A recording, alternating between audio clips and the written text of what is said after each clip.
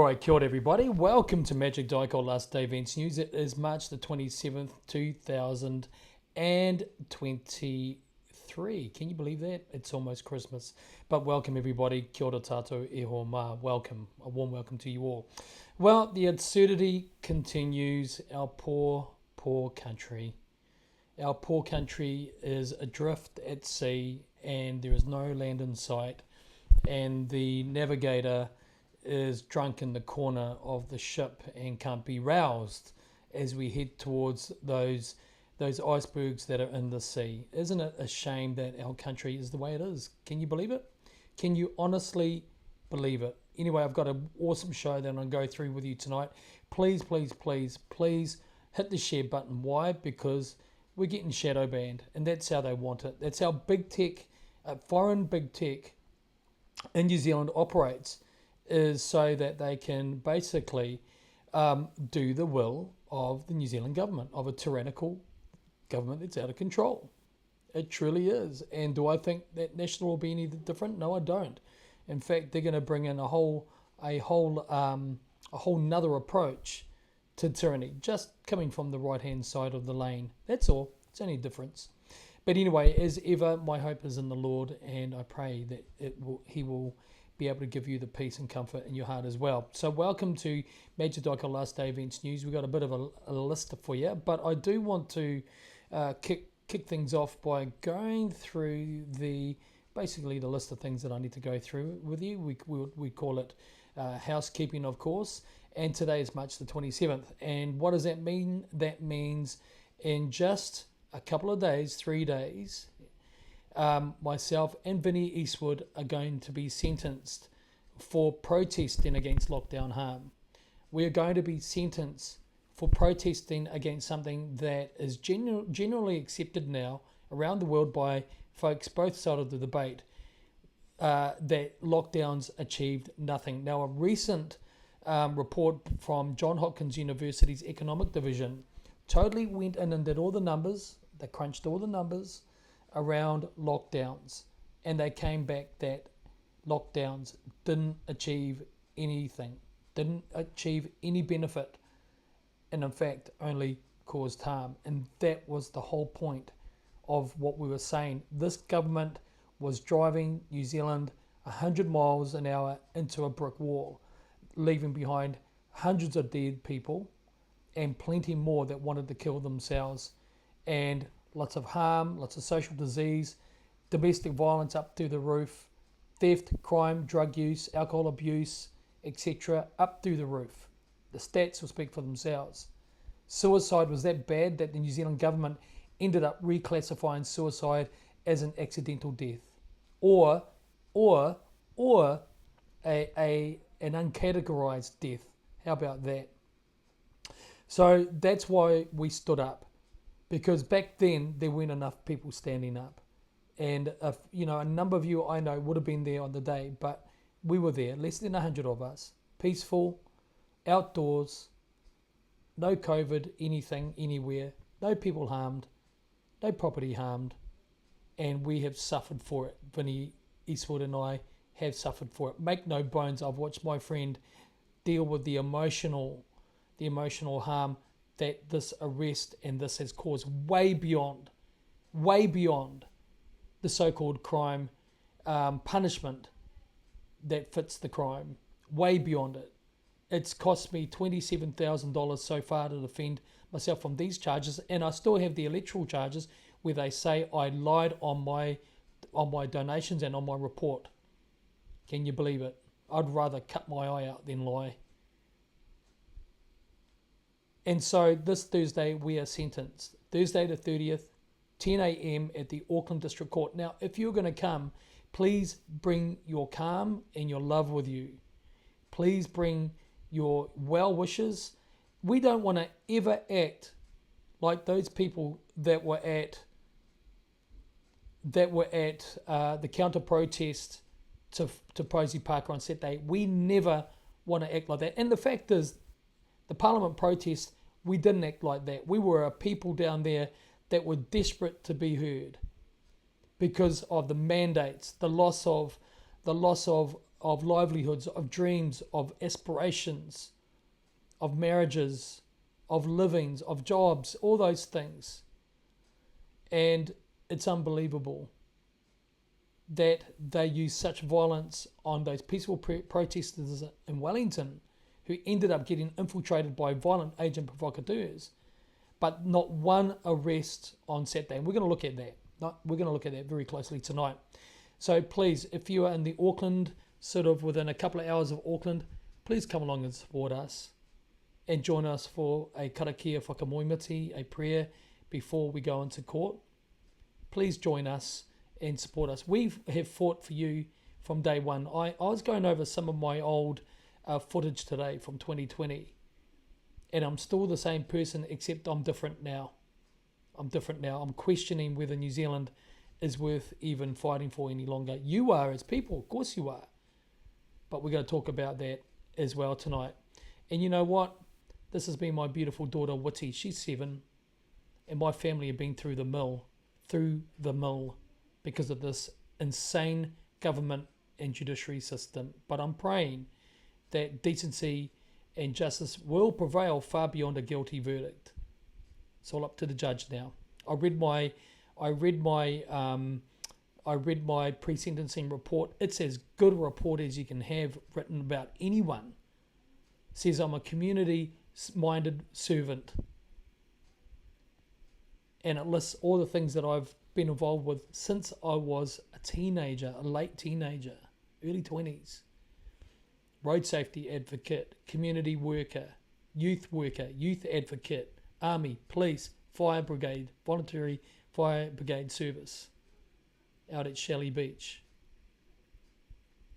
And always willing to offer a hand to our country. You bet. And that's come through in my pre-sentencing report. They said there's nothing they can offer me. There's no rehabilitation required. I'm not a criminal. I pose no risk, no harm to anybody. And there you go. So pray for us. My trust is in the Lord. But remember what I said to you. If they jail me, it'll be to kill me. That's what I believe. Anyway, let's keep going. Let's try and put something positive in the mix. Here's something positive. Why don't you get your shirts, your River of Lies, New Zealand Scamdemic, The Truth is Coming t-shirts. Please go and get them. It's going to help us to do the work that we need to do. Please email me at billy@ibc.net.nz. And if you would like to help me pay for what will be an expensive week this week as we head down to Auckland, please help me to pay for that and help me with my legal fees. I've got another deposit I have to make this week, so for my lawyer, and I'd appreciate your help. This is the account to do it here. Don't put donation or anything on the reference. Just put it in there, please, if you are going to support me. It helps me to do my broadcasting and feed my family. This is my job. This is what I do. I research this unbelievable material, and we talk about it, and we look at it, and I try with as much grace, as much data precision as I can to educate you guys as to what's happening and where it's going to take us and what the potential steps are for solutions and mitigation. It's not just about reporting the superficial problem and reporting on it. That's not good enough. Everybody else is doing that. But what I would like to do, using my skills of interpretation and data analyzing, to pull together some interpretation of where this may be going. Is that fair enough? That's what I've done. Always from day one, I said with a peace in my spirit, standing on factual ground, cool, calm, and collected on factual ground, and I will continue to do that. Thanks always to my sponsors and with your support. Thank you so much. Anyway, let's crack into it. We've got a lot to cover. All right, I wanted to sort of kick tonight off with the COVID-19 boosters. More people can get free flu jabs. What you need to know, of course, Stuff is the advertising agency for government propaganda. So you can guarantee that they're going to do that. And now they're saying that we're going to have a big bad flu season, so you better get your funded flu jab. There you go. Starts April 1. Go and get that if you trust them. Every jab now probably has mRNA in it. And then, of course, Hannah Martin, who is an absolute shill of a woman. She's disgusting. I'm sorry. Young woman, woke, and just ignorant and dishonest, which are two bad combinations. And I'm sorry to be talking about that, about one of our Kiwi women. I'm so sorry to have to do that. I really am. But that's what they are. They are vile and dishonest. Okay, so, and they're spitting out this information about the COVID-19 injection, right? And they're still saying, what are they saying? Get it, get it, and you get your booster, and you get your booster, and you get your booster, and you get your booster, which Bill Gates says won't do anything for you. It won't do anything for you. Just keep putting it in your arm. Just keep doing it. Anyone age 30 and over who's completed their primary course can, as long as it has been at least 6 months since their last COVID-19 booster or positive COVID-19 test. You see, this is the stupidity of the narrative. They're saying if you've had a COVID positive test, and if you read this article closely, they're talking about people who get COVID that are injected. So why would you go injected? Why not let that beautiful God-given immunity work for itself? What about that? What about that? What about actually doing that? Wow. This is stupidity. So don't go and get your boosters. Don't get anything. Now, the amount of people that reach out to me that are double and triple jabbed that have had COVID, the amount of people that I've spoken to like that is unbelievable. It truly is unbelievable. So is it worth the risk? I would beg to say no, it's not worth the risk.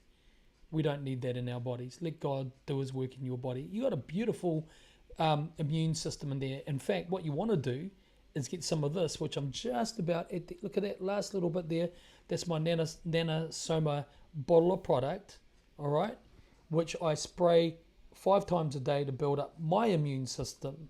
And I'm confident between that, my diet, and I don't do drugs, I don't smoke, don't drink. So we want to give ourselves the best chance of getting through this life safely. All right, let's crack into the stuff that I want to cover tonight. It's all about Posie Parker and what happened on Saturday. It's about the spillover.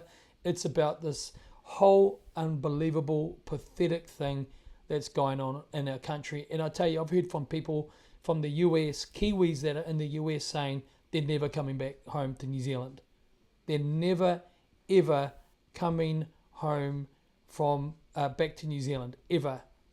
Because this country is the laughing stock, and it's a dangerous place to live if you're interested in truth. Can a man have a baby? Well, yes, of course they can. In what parallel universe is that true? I'd like to know. But some people aren't fooled by it. World Athletics ban transgender women athletes to protect the female category. Okay, so does that make World Athletics a bunch of bigots? Or does it just make them sensible? Does it just make them sensible? I think it does, doesn't it? I think it truly does. Now, why don't they just create a trans person category? Why don't they just do that? Let these people enter the games. But let's not put a 6'4" muscular man in the same category as a 5'6" woman. Let's not do that. Let's not do that. We were the laughing stock in Tokyo. We really were. New Zealand woke and broke. So the World Athletics bans transgender people. And I want to say, I've got nothing against transgender people, but I've got everything against what they did on Saturday when the New Zealand police allowed them to do what they did. That's for sure. It's a shocker. But what about this? This is Mark Reason, the Super Rugby Pacific Woes suggests the rugged Kiwi male has disappeared. Where have they gone? Where has the rugged Kiwi male gone? I'll tell you where they've gone. They've gone to this. Look at this foolish woman. I don't even want to read you the article.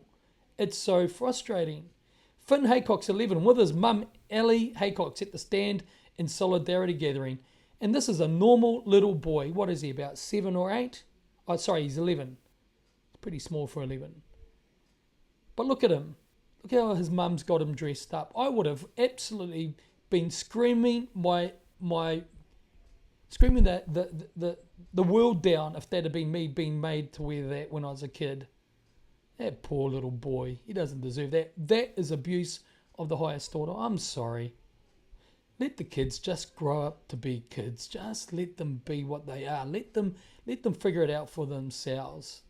And if that later on they want to be something, whatever, then they can, when they've got a full mind and able to make decisions and choices based on solid ground, then let them do it. Let them be responsible for that. But what this woman is doing to this poor little boy is subjecting him to a conditioning where that kid isn't going to know what's what. And I feel sorry for little Finn. I truly do. Poor little boy. That's just disgusting. And people like that think they're being woke, think they're being special, think they're being incredible, think they're doing the right thing. And you know what? It's their choice to do that, isn't it? Absolutely. But give the children choice. Give them choice. Don't force feed something down their throats. And then people wonder, as they're growing up, I don't know why I'm like this. I don't know why I'm like this. They're conditioned to be that way. Now, it's the same. I've got a good mate. I'll go there. I've got a really good friend. He's a 6'3" gigantic Samoan brother of mine. He's a musician and he's a big man. He was one of my best friends for many years. And he told me that when he was little, they tried to bring him up as a whawhawhine. Now that's part of their Samoan culture. If they don't have any daughters in their whānau, they pick one of the sons and turn him into a daughter. That's what they do. That's the culture. And he said that his mother and father tried to dress him up as a little girl, and he fought it. He said, hell no, he wasn't going to have a bar of that. And so he fought it as a little boy and said, no, he's not going to do that. And now he's a big, gigantic man, and very talented man too, by the way. But that's the culture, and that's what we're seeing here.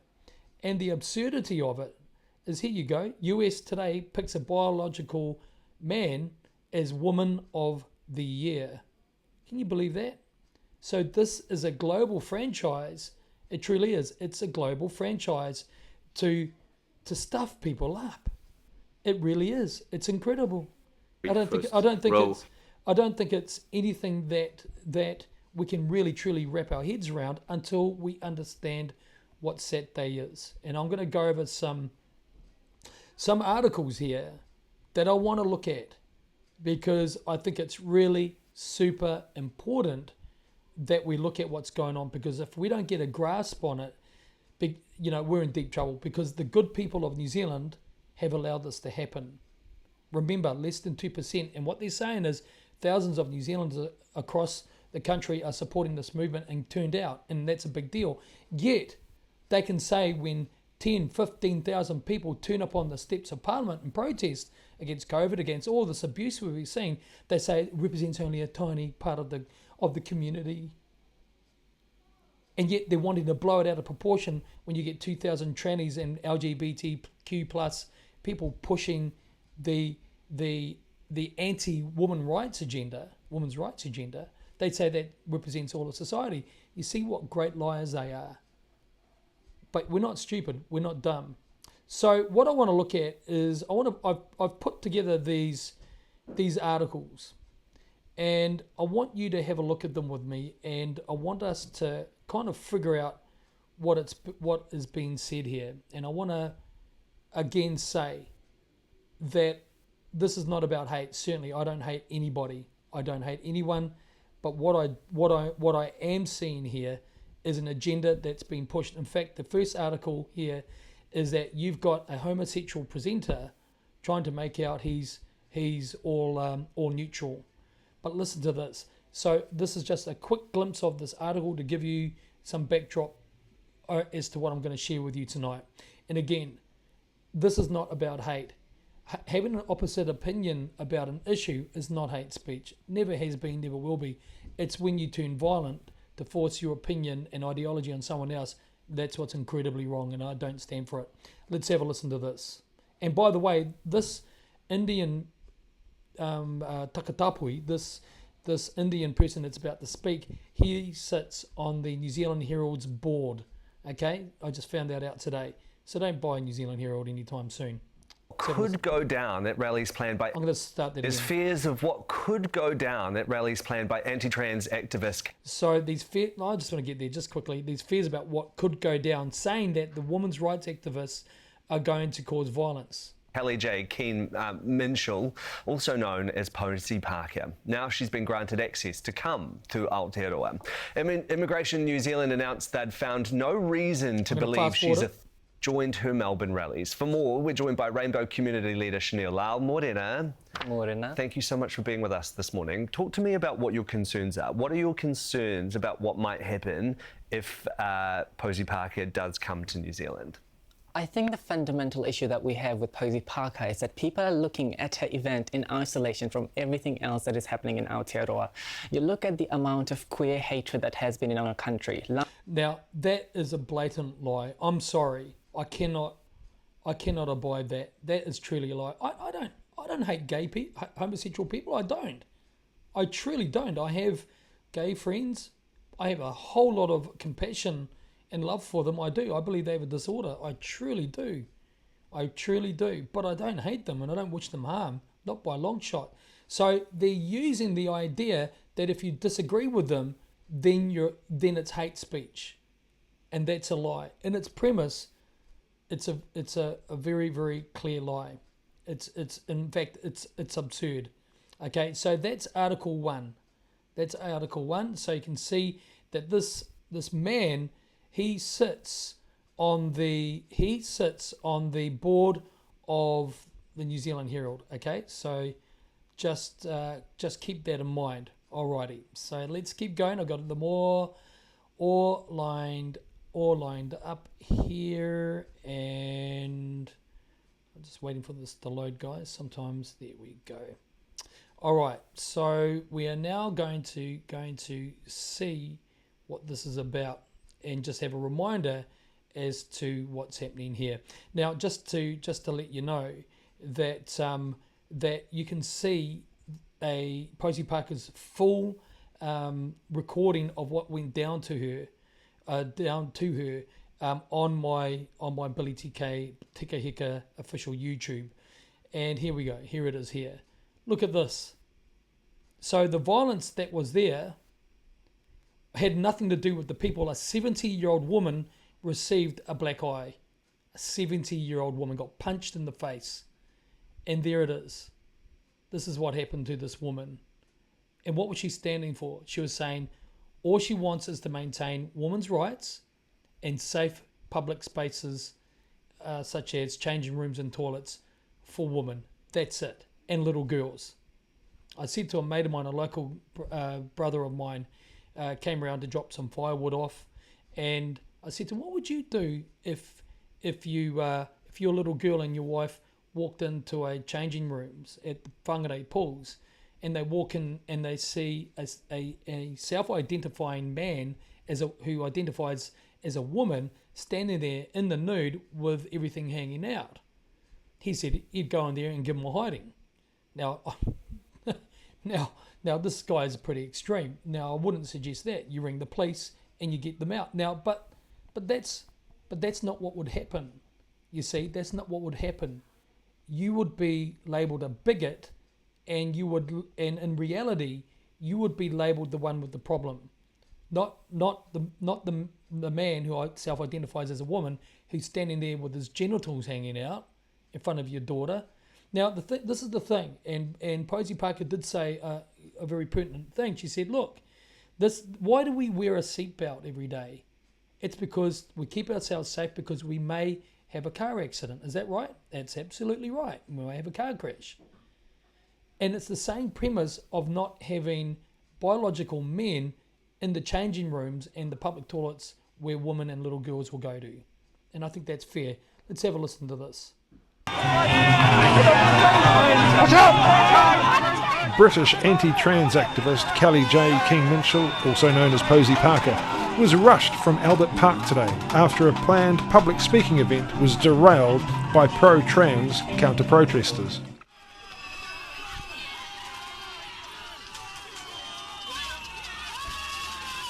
Look at that. Keen Minshall, who's... Okay, so there you have it. That gives you a reminder glimpse as to the level of violence that went down. Okay, I mean, so the violence that this, that whatever he is, that Chanel Lal was talking about, wasn't the violence emanating from the women's rights activists. It was coming from them.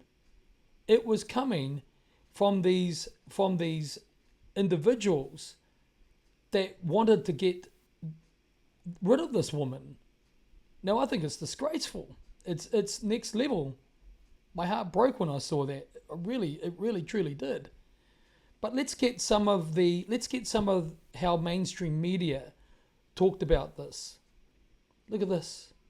Pure trans joy, an alternative view of the angry protest crowd. It wasn't. It was pure trans joy. Oh yeah. Oh yeah.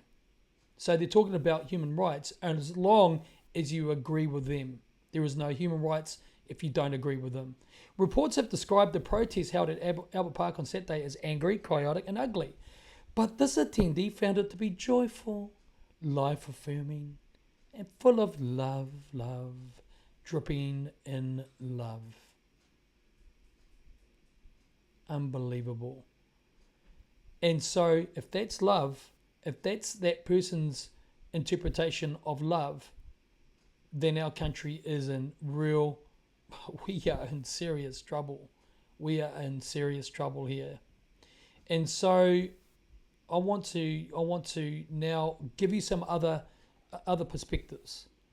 I'm going to give you some other perspectives. Now, this guy here, Sir Peter Gluckman, I'm just going to hit the article button now to camera 4. Thank you, camera 4. Says this: Posie Parker rally. Sir Peter Gluckman warns New Zealand's social cohesion at risk. Society needs to accept transgender people have rights. Absolutely they do. They do.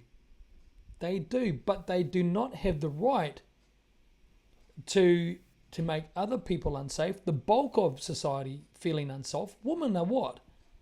Are they what? 55% of our country? Biological women and girls? How many percent are in the LGBTQ community in New Zealand? Less than 2%. How many of that in the trans? Less again. And so what are we doing here? What are we doing here? What if it was pedophilia and the pedophiles, which they're trying to normalise around the world and through the UN to say that they're not pedophiles, they're minor attracted persons. Really? Minor attracted persons? So is this really heading towards that destination that they really want, where there is no gender, there is no sex, there is only fluidity, and hey, what if a 5-year-old wants to explore sex with an adult? And everyone says, well, it's okay, it's human rights. Well, I tell you what, that's where tolerance ends for me. Anyway, he says society needs to accept transgender people have rights, but so do little girls and women. Now, the thing that confuses me the most is when you have women that have no idea what this fight is about. This is absolutely unbelievable. You see, this is the thing. You know, the fight for women's rights, women's suffrage. Women had to really put themselves out there to get what they've got. And now that's been undermined by men who self-identify as biological women, as women.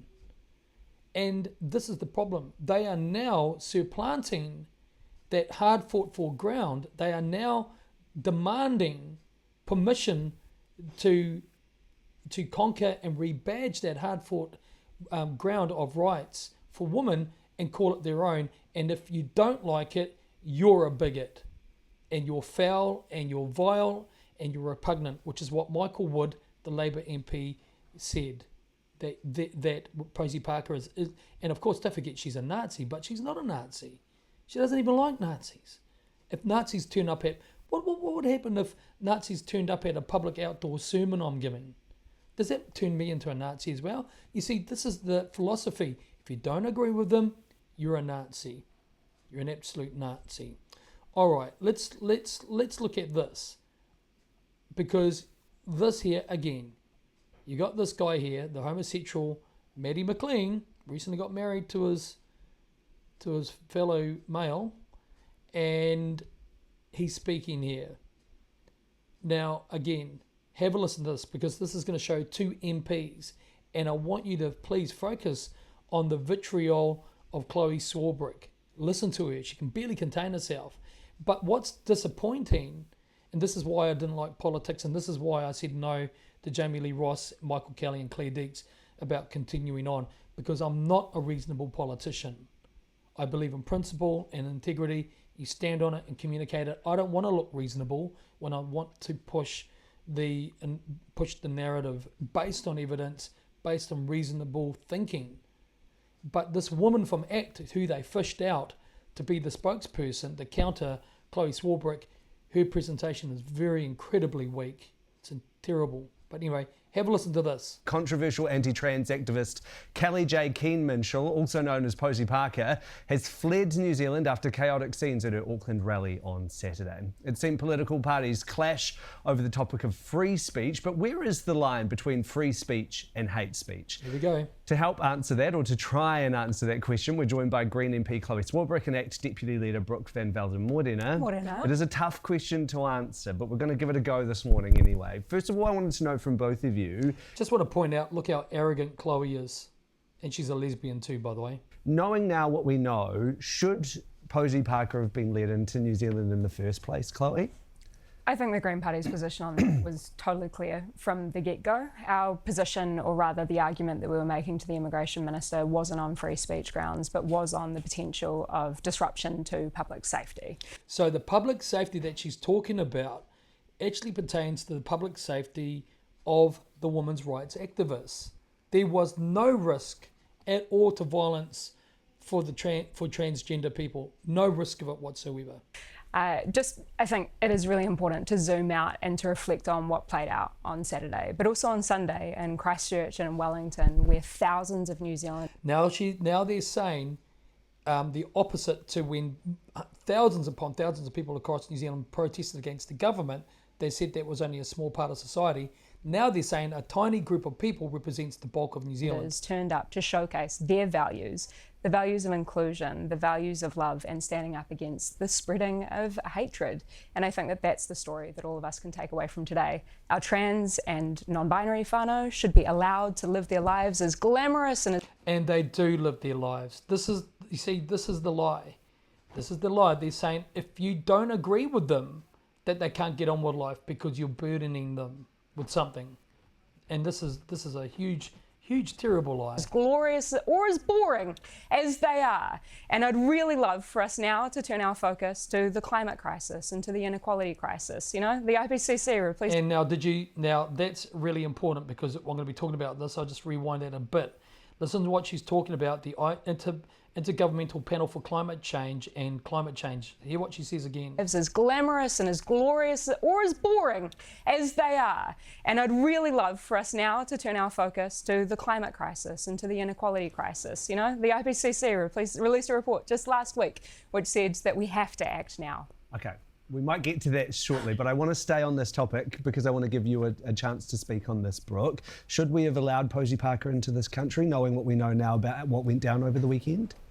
Yeah, I think Immigration New Zealand did make the right decision. You know, we do live in a democratic country where people should have the right to hold a range of views and be able to freely impart their views.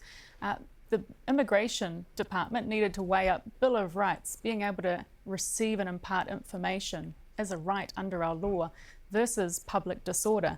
I think they erred on side of free speech, which is what the ACT Party errs on the side of.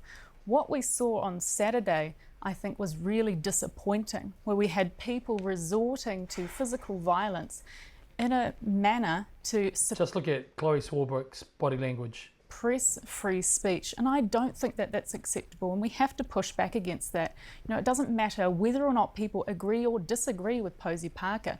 She had a right to her view, and people had a right to be able to hear it. But didn't people have a right to also oppose those views there as well, Brooke? Of course, people always have the right for a peaceful protest. Now, what she's saying, now this is an important question, guys. Just focus on this a second, because the question is, what about the opposite? Are people allowed other views? And she says, of course they are. Everyone's allowed to have opposing views. But listen to what Chloe Swarbrick says now. Have a listen. She goes, and at the intolerance of the idea of a differing opinion. She's like a spoilt kid. But what we saw were people throwing items at her, throwing liquids at a speaker who was wanting the ability to freely speak. I do not want our society to become a divided society where we resort to physical aggression to suppress people's individual opinions. That is not a society I want New Zealand to be. We should be a peaceful society that allows people to hold a range of different views, where we can openly debate and use reason and logic to come to analysis of ideas, rather than physical acts of aggression and intimidation. I'm sorry, I'm just not going to let that cringy revisionist history stand. Look at that. You see? She's not going to let that cringy revision argument stand, something along those lines. So you get the drift of this here. You get the drift of what Chloe is saying. There is no tolerance. There is no tolerance. Okay, all right. Now, what about Marama Davidson? Let's see what she has to say here. And if you are a white male prepared to be to have to confront your violent history. Here we go. Hannah here from Counterspin, former Green Party member. So, yeah, can you just tell me, what did you guys think of Posie Parker being violently assaulted and having what looked like tomato sauce tipped all over her? We are here to reject the violence and hate of transphobia. We are here to raise love for our trans people and community above hate. And I'm so proud of the mobilising of people from across so many communities. Now, okay, so she wants to have a safe environment for trans people and wants a safe community, but only if you agree with them. This is the point I'm trying to drum home here. Only if you agree with them are you entitled to a view, to human rights, to freedom of speech. Only if you agree with them. This is another MP from the Green Party, and she's a minister, by the way. She's a minister. To stand in strong solidarity, because trans people are terrific. So you condone that violence? You condone that violence against her? Trans people are terrific. Trans people are true. Trans people are fantastic. And trans people are tired of being oppressed and Trans people are not oppressed. This is all just meritless propaganda. I am a prevention violence minister, and So she's a prevention of violence minister, and she's condoning violence because it's condonable in her mind if you disagree with her and their narrative. You know who causes violence in the world? It is white cis men. White cis men. So if you're a white male, folks, then you're violent. You're the cause of violence. Is that what's killing our Maori babies? So are white men grown into whānau Maori families, into our houses and killing our babies? Or is it Maori men killing our babies? I think it's Maori men, isn't it? Last time I checked the stats, Marama Davidson. Isn't it our own tāne Māori? Isn't it?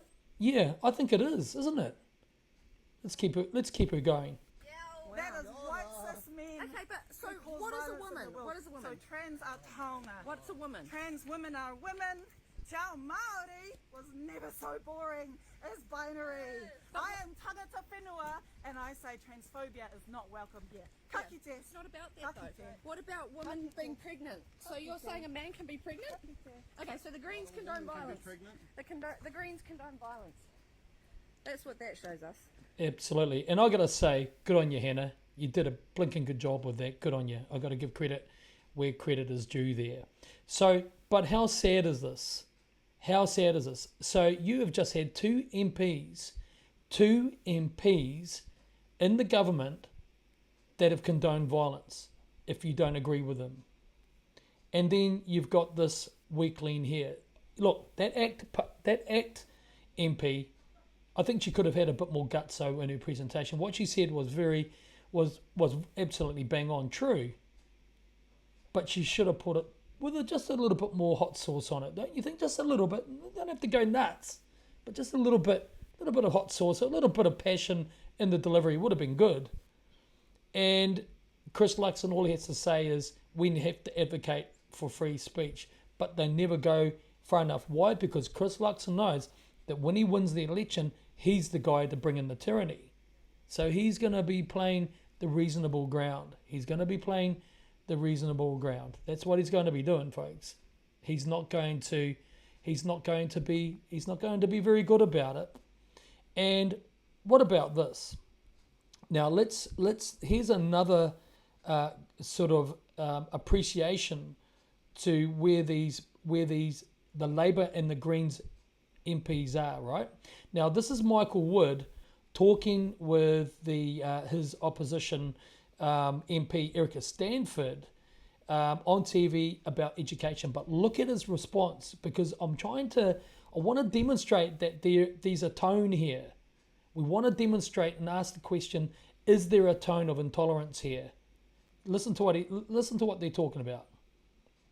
Suggested an hour a day. So is this the fix, or do teachers need more training? Well, this is junk policy, and it's based on a whole lot of things that are just wrong. When Erica launched this policy yesterday, she said that teachers each day come in, wave their finger around in the air and decide what they're going to teach tomorrow or next week. Having to plan so much because the curriculum isn't specific enough. Well, that's not right. And in fact, going back to what you and Erica were just talking about, we've specifically brought in 200 frontline people to support teachers to teach the curriculum. We've given additional training to 600 teachers to better support them to teach. So why aren't the results getting any better? Well, here's the thing, you wouldn't have needed those people if there was a really great curriculum that set out year by year. Hey, here is the core content knowledge, and I'm not talking about everything, but here is the at least. Erica, at least does. every single. Hang on a minute, Michael. It doesn't, and you saw Michael Johnson earlier saying exactly that. Our curriculum since 2007 is extremely loose, and it's based on competencies and not knowledge. I'll listen to the teacher who was at the desk here, not the right-wing hack from the former Business Roundtable who's got very an ideological agenda about these. Good Lord. Any parent to pick up this. Okay, so he just called a renowned academic. He just called a renowned academic a right-wing hack. So this is the thing. They can use their academics all day long who are left-wing hacks, who are clearly left-wing nut jobs, right? But the moment that someone else comes up with a differing opinion, then, regardless of the academic qualifications, they delegate them to the right-wing fringe. Well, the societal fringe, isn't it? But let's have a look at this question. My question is, what is this country going to look like to the rest of the world? Well, you know what? I think our answer is just here. I'm just going to reposition this. Look at this. Tourism New Zealand Twitter account overwhelmed with negative comments after Posie Parker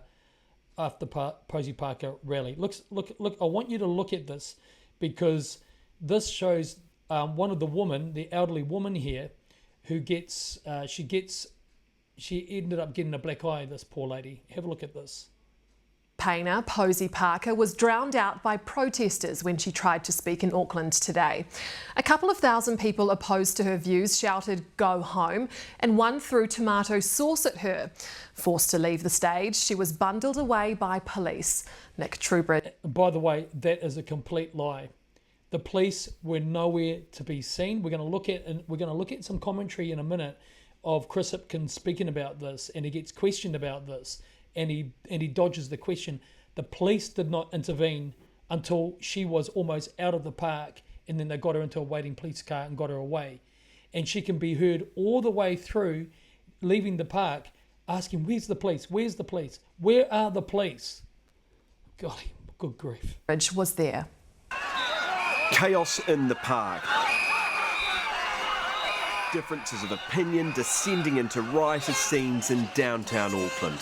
Posie Parker didn't get a lot of speaking at her Let Women Speak event. Difficult to do that when you're met with this. So the media celebrating that she was met with this proudly.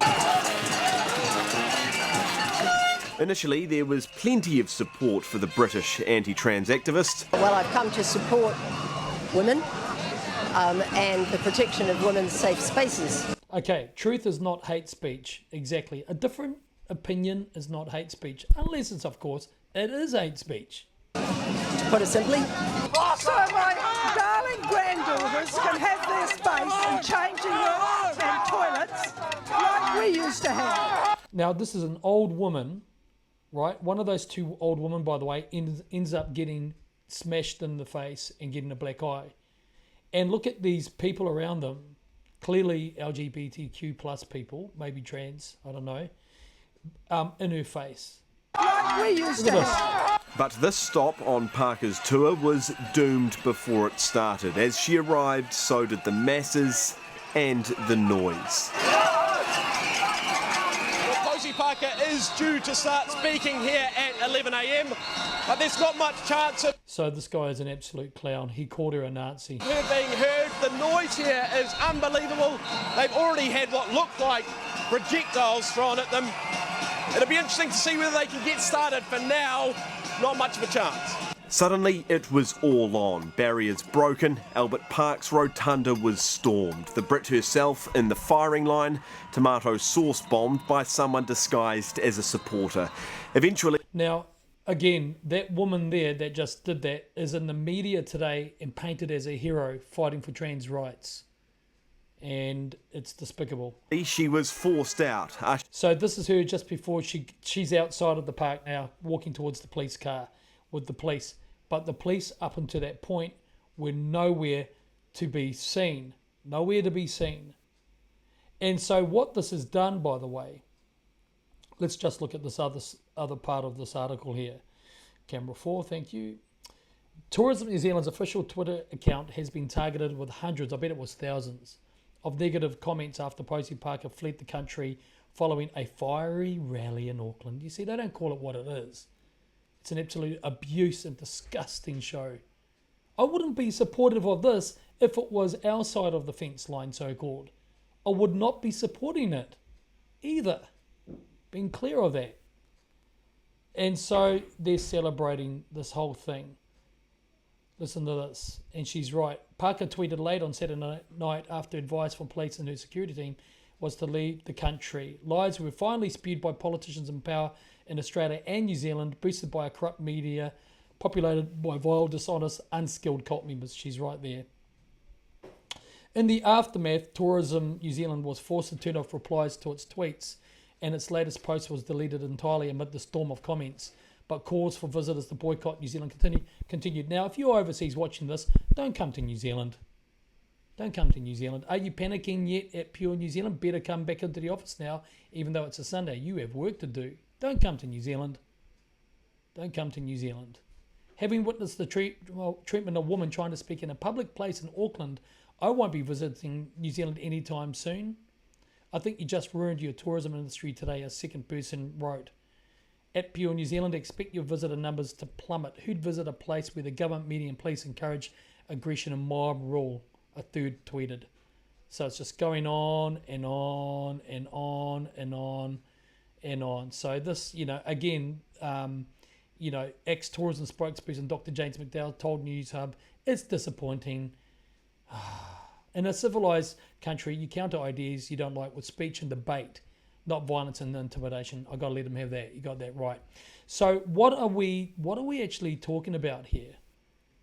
What are we talking about here? Well, we're talking quite about some significant issues here. Now, what I'm going to do here is I'm going to play this interview here. I've got it squared away, ready to go. And this is Chris Hipkins at a press conference today discussing this, and he's starting to get the heat poured on him. Listen to him. Now, you heard what Marama said. You heard what Chloe said. You heard the type of speech from Michael Wood, claiming people that don't agree with them as an academic hack, even though the man's a highly qualified scientist. Doesn't matter about that. But listen to what he has to say when he's questioned. And encouraging New Zealanders to do the same. Here we go. comments over the weekend saying, I know who causes violence. Marama Davidson made some comments. I'm just going to, because that didn't come out very clearly at first. I'll play that again. Training. I will then be back in here for question time in the afternoon. On Thursday and Friday, I'm in Auckland at businesses and to talk about the cost of living. And on Saturday, I will be getting my flu and COVID-19 vaccinations and encouraging New Zealanders to do the same. Minister Davidson made some comments over the weekend saying, I know who causes violence in the world, it is cis white men. What do you make of that? I understand Marama has subsequently issued a clarification. I think we do need to consider. Now, listen to him defend her. And he's making out that she had just been knocked over by a little scooter, and she was not in the right space. Did she look like she was in the right space when she was talking just now? I think she looked mightily arrogant. It's a shame. Anyway, let's have a listen. The context in which she made her remarks, she'd just been hit by a motorcycle and was basically being harassed by a right-wing conspiracy group as she went down the road. That's not a form of words that I would choose, and I understand from her statement it wasn't what she meant to say. So what did she mean to say? What did she... this is where they get blatantly dishonest. How can you misinterpret and get wrong when you say all the violence in the world is because of white cis men? How do you misinterpret that? But listen to this guy here question him. As Prime Minister of what unfolded at Albert Park on Saturday? I think all New Zealanders respect the right to free speech. They respect the right to disagree with each other. Nobody in these situations should ever resort to violence to convey the view that they are trying to put forward. I don't believe people should throw things at a protest, whether what they're throwing is a soup or a brick. Ultimately, the right to free speech does not extend to the right to physical violence, and so I would condemn that regardless of who's engaging in that type of activity. I think what we did. I think what we did. That those women were left to their own devices, and police who were nearby didn't move in to help them or protect them. I think what we did see. Now, he was just asked, what about the police who were nearby that didn't move in? What about them? He doesn't answer. Over the weekend, though, was a significant number of New Zealanders exercising their right to free speech, doing so in a way that was respectful and that was about supporting other fellow New Zealanders. And I think... Okay, so now he's defending the transgender crowd. That is something that we should celebrate. As I've said, I'll never support people who resort to violence. In terms of the...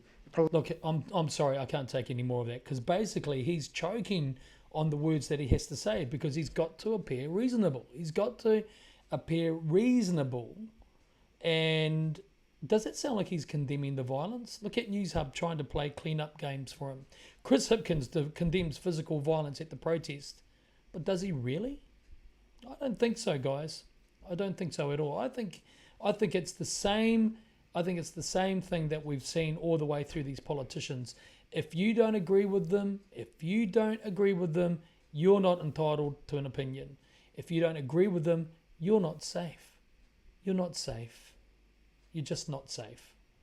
And you know what? I want to say to all of the tourists out there, anyone that sees this, I'm going to put this on my YouTube account tonight. By the way, please subscribe to Billy Tika Heka YouTube, because I'm going to be off this platform. I'm hoping to not have to be here by the end of this week. Anyway, I want to suggest to tourists, don't come here. Don't come to New Zealand. We're not worth visiting. Go and visit. There's plenty of other beautiful places in the world where you're not going to get at risk of being beaten up for having a different opinion. If what's going to happen with New Zealand tourism is that we will become the place where people that agree with all this will gravitate to. It'll become a haven for them. But make no mistakes about it. This is a dangerous country to be in if you believe in truth, if you believe in honesty and rights for all, and speaking up about true human rights.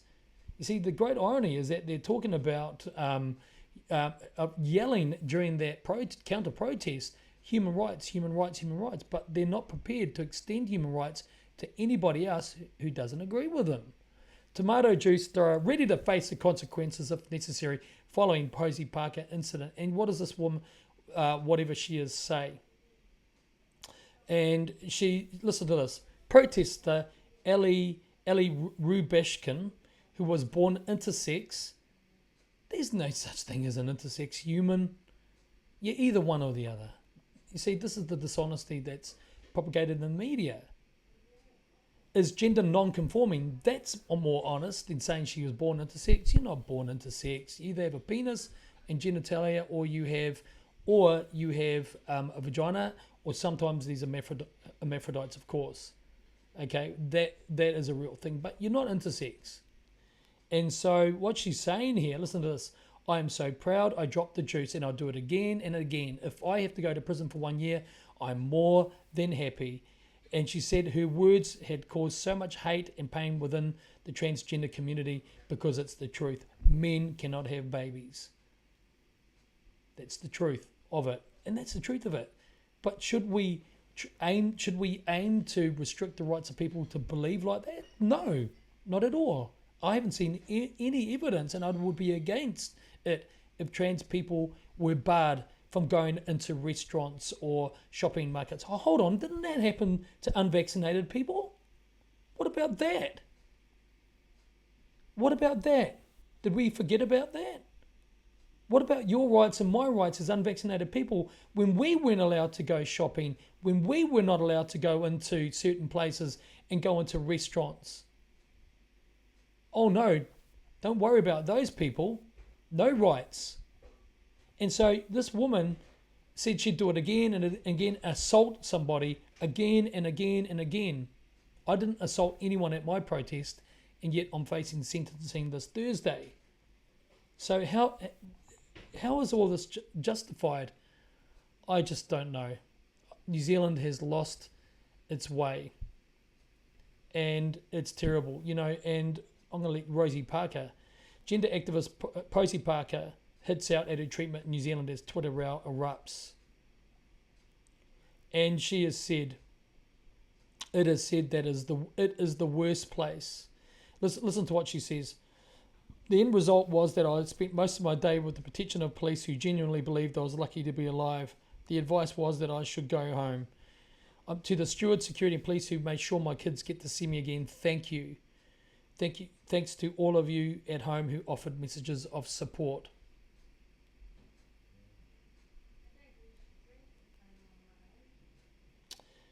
And of course, they do something to my reporting. All right, let's go here. And so what's happening is now, as I'm doing this, I'm getting interference of my presentation. I don't know if it's just signal. I don't know what's going on here, but we are getting interference in this. In fact, I want to answer this. Brother Mike just said, what's the answer, Billy? If you give them their own ablutions of recreation, they'll cry segregation. But don't we have male and female toilets? We do, don't we? Okay. So if you've got a penis, male genitalia, and you're a biological man, which should you use? You should use the men's bathrooms and toilets. Is that correct? I think that's about right. If you have female genitalia, you'll use the woman's. That's about right, isn't it? But if you are a transgender person with a penis and not wanting anything else, and want to self-identify as a woman, should you have access to the female toilets? My answer is no. But what about a woman wanting to self-identify as a man going into a men's toilets? I don't want little boys to be standing there with a female looking at a little boy. I had it put to me like this. Dr. Rima Libo, who I was talking with today, she said, don't forget, Billy, what about if you're 12 or 13 or 11, 12 or 13 and you're just getting pubic hair and you're in a boys' changing room and suddenly a woman who self-identifies as a man walks in. What about that? It's the same difference, isn't it? It's the same issue. It's the same problem. And so what Posie Parker ended up saying is that New Zealand was the worst place ever for women's rights. And I think she's right. And what absolutely astounds me is that women in New Zealand don't value their own rights. Look, I don't want to see transgender people have bigotry aimed at them. I don't want that at all. I'd be totally horrified and against that. Absolutely, I would be. But look what we've just endured now. We have endured the government, the media, the police, and a tiny section of New Zealand community, wag the dog, the tail wagging the dog scenario here. And they have literally now taken that agenda, exploited it to its nth degree, and they've said, no, if you don't agree with us, we are going to let you be intimidated, we're going to let you experience violence, and we're going to condone it, and we're going to call your differing opinion hate speech. Isn't that a shame? Isn't that a shame? I want you to have a look at this. Now, again, I'm not endorsing this man, because we've only got a couple minutes left here, but I do want to play this. Just bear with me. Oh, I've got so many more articles lined up here to talk about, guys, but we're going to just have to wait a second, because this is, oh my gosh, I get so worked up, guys. But let's keep the peace in our spirit. But this is only the beginning, guys. It's going to get worse. I'm telling you, it's going to get worse. All right, where did this go? Oh my gosh, don't tell me I just lost that. Here we go. All right, here he is. There he is, the big guy. All right, have a look at this, because I think it's well worth it. And remember, not one New Zealand politician has the integrity to say anything like this. Not one. Let's have a listen.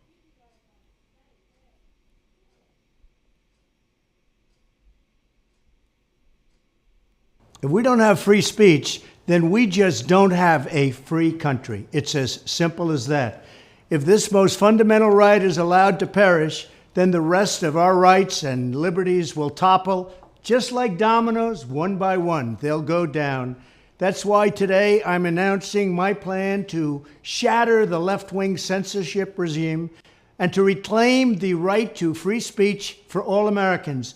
And reclaim is a very important word in this case, because they've taken it away. In recent weeks, bombshell reports have confirmed that a sinister group of deep state bureaucrats, Silicon Valley tyrants, left-wing activists, and depraved corporate news media have been conspiring to manipulate and silence the American people.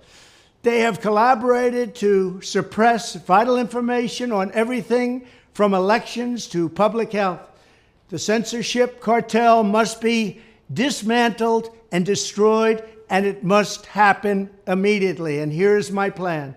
First, within hours of my inauguration, I will sign an executive order banning any federal department or agency from colluding with any organization, business, or person to censor, limit, categorize, or impede the lawful speech of American citizens. I will then ban federal money from being used to label domestic speech as mis- or disinformation. And I will begin the process of identifying and firing every federal bureaucrat who has engaged in domestic censorship, directly or indirectly, whether they are the Department of Homeland Security, the Department of Health, Human Services, the FBI, the DOJ, no matter who they are. Second, I will order the Department of Justice to investigate all parties involved in the new online censorship regime, which is absolutely destructive and terrible, and to aggressively prosecute any and all crimes identified. These include possible violations of federal civil rights law, campaign finance laws, federal election law, securities law, and antitrust laws, the Hatch Act, and a host of other potential criminal, civil, regulatory, and constitutional offenses. To assist in these efforts, I am urging House Republicans to immediately send preservation letters, and we have to do this right now, to the Biden administration, the Biden campaign, and every Silicon Valley tech giant, ordering them not to destroy evidence of censorship. Third, upon my inauguration as president, I will ask Congress to send a bill to my desk revising Section 230 to get big online platforms out of censorship business. All right, so you get the drift. And I want to point this out because what he's saying is bang on. And this is something that's really important. Now, don't forget that the New Zealand government has had backdoor access to censor content on Facebook. They have also had backdoor access to censor on Twitter. This is the New Zealand government. They've been found out and they've been found guilty of doing this. But, you know, and by the way, I'm not endorsing Trump. I'm agreeing with what he's saying here. Absolutely. That's what needs to be said all around the world, and especially here in New Zealand. Because there is no tolerance at all for someone like me or you to have rights to the public square, to the village square. And so what we have here, anyway, in this summary by President Trump here, is the idea that he's basically summed up New Zealand is what he's done here, and the things that he said is what we need. One of our parliamentarians is to come out and say, if you believe Winston Peters, if you believe Matt King, if you believe ACT, which kind of gives it away anyway because it is an ACT, if you believe any of those people in there, you are a nutjob conspiracy theorist. Because the problem is, not one of these people, anyone is saying that the system is corrupt to the core, and that's the beef. That's the very, very genuine beef that we have. That's the problem. And that's why, guys, I'm going to remind you again and finish here, is this. That's why I am being sentenced along with my brother Vinny on Thursday, because I said that the lockdowns were killing people. I sent letters to Ardern.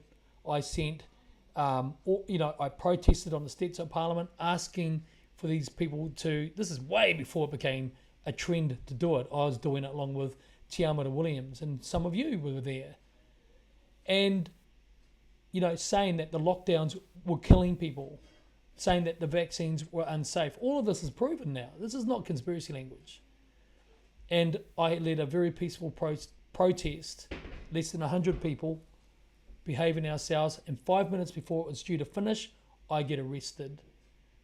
15 months later, I get found guilty of breaking a COVID-19 law during a protest where there was no violence until they arrested me when they used violence. And this week, on the 30th, on Thursday, I get sentenced. And this is New Zealand. And my beautiful wife, who's making me my dinner right now over there, and my poor family have had to walk with me through this. And it's still not over after Thursday, whatever happens. It's still not over because this government says I'm a liar and I'm dishonest with my electoral campaign report that I submitted. How dare they? How dare they? How dare they? And so this is my summary here, whānau. New Zealand, I don't know if it's worth being here anymore. I want to leave the country. I do. I still want to continue my work, but from overseas. I don't want to stay here anymore. A lot of people will be going, oh, great, get rid of that guy. But I've served my country. I've aimed to serve my country since I put on my first uniform as a naval cadet when I was 14. I've worn 4 uniforms serving New Zealand in my community. I've been a youth road safety advocate, a road safety advocate, a smoke-free advocate, a white ribbon ambassador, anti-violence campaigner and advocate. And I'm always available to wanting to serve my country. But this country has a dead heart at the moment. And you know what? It's not going to go backwards. And the truth is, if we're going to apply biblical truth, this dragnet, like I said in 2020, is coming for everybody. It's not going away anytime soon. It's going towards the end. But the problem that is so heartbreaking is that we see New Zealand right at the front of the queue delivering such tyranny. I've been saying for so long, family. We have the Natural Therapeutics Act coming into play this week, and all this distraction with Posie Parker and every blinking thing else, rugby and all that stuff. It's just a distraction from the real things that are going on. Yes, these social issues such as women's rights and what happened to Posie Parker, they're important symptoms to be aware of. But there are other big things happening. There's the globalism, there's the World Economic Forum, there is the International Health Regulations, the Global Pandemic Preparedness Treaty. There is the central bank digital currency that the Reserve Bank of New Zealand is ready to serve up. New Zealand is right up the front. We have AI biometric mechanisms in place like that for New Zealand, like that. Vaccine passports, like that. Our number 2 in the WHO now is none other than our very own Ashley Doomfield. He's there working with Tedros on the IHR committee, which helps the Global Pandemic Preparedness Treaty. So New Zealand, the land of the long white cloud, that cloud is no longer white, it's pitch black. And unless the good people of New Zealand truly wake up to what's going on, and we can combine to at least keep freedom open a bit longer in New Zealand, like I said, in 2020, then what are we fighting for?